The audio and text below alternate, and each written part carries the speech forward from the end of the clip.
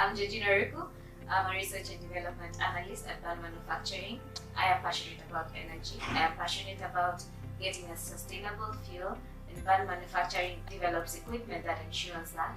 Band is an interesting place. You have one of the best working environments and colleagues that you can find in Kenya. You grow as a person and as a professional every single day. I mentor high school students because I believe we need to start early when it comes to science, technology, engineering, and mathematics disciplines. I'm Jessie. I'm a design engineer here at Bern. I became an engineer because I like solving difficult problems. That oftentimes you are the only woman in the room.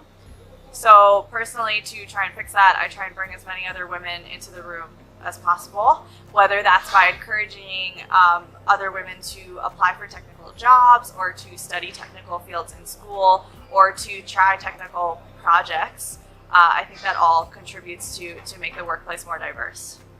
At Bern, I've been really lucky to be surrounded by a culture that really supports diverse workforce. I've been lucky that my colleagues are very supportive and give credit where credit is due and take everybody's opinions and ideas very seriously, and I feel supported in my work.